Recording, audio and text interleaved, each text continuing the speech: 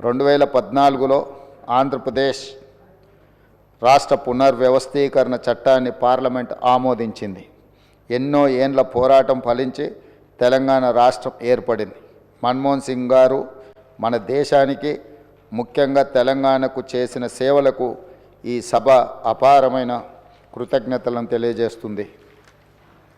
ఆర్థిక రంగంలో దేశానికి ఆయన మార్గదర్శి, భవిష్యత్ తరాలకు ఆదర్శప్రాయమైన నాయకుడు డాక్టర్ మన్మోహన్ సింగ్ గారు ఆధునిక భారతదేశాన్ని ప్రపంచ స్థాయిలో మేటి దేశంగా నిలబెట్టేందుకు ఆయన చూపిన దార్శనికత, ఆయన చేసిన కృషిని అందరూ గుర్తుంచుకోవాలి, భావితరాలు స్మరించుకోవాలి.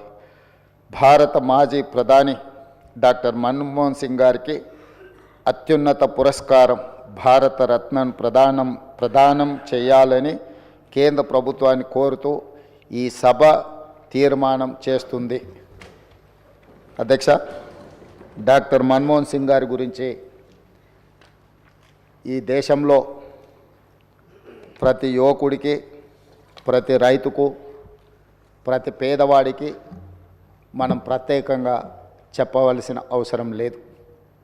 ఎందుకు అంటే ఈ దేశంలో ఎల్పిజి లిబరలైజేషన్, ప్రైవేటైజేషన్, గ్లోబలైజేషన్ సరళీకృత ఆర్థిక విధానాలను తీసుకొచ్చి ప్రపంచంతోనే పోటీ పడే విధంగా మన భారతదేశాన్ని తీర్చిదిద్దడంలో మన తెలంగాణ బిడ్డ పివి నరసింహారావు గారు ప్రధానమంత్రిగా ఉన్నప్పుడు ఆర్థిక మంత్రిగా వారు వేసిన పునాదులు ఈరోజు భారతదేశం ప్రపంచ దేశాలతో పోటీ పడడానికి పూర్తి స్థాయిలో మనం పోటీ పడుతున్నాము అని అంటే ఆనాడు డాక్టర్ మన్మోహన్ సింగ్ గారు తీసుకున్న నిర్ణయాలు.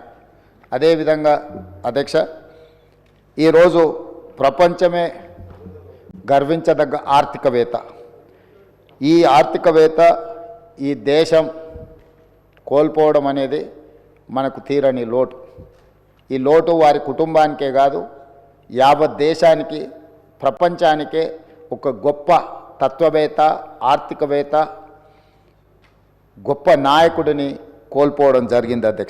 అధ్యక్ష, నీతి, నిజాయితీకి, నిబద్ధత అని ఒకవేళ ఎవరినైనా ఉదాహరించాల్సి వస్తే, రోల్ మోడల్గా ఎవరినైనా మనం తీసుకోవాల్సి వస్తే ఈ తరంలో డాక్టర్ మన్మోహన్ సింగ్ గారితో పోటీ పడే వాళ్ళే లేరు అని చెప్పి ఈ సభ ద్వారా నేను తెలియజేయదలుచుకున్నాను.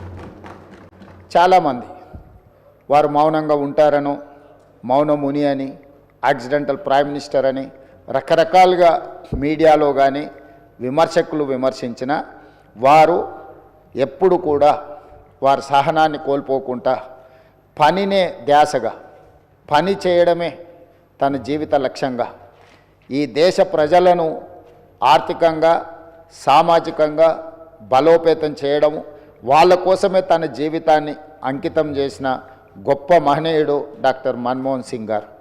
విమర్శలను సైతం వారు విమర్శించలేని పరిస్థితులు కల్పించి వారు ఒక గొప్ప నాయకుడిగా వారు రాణించారు.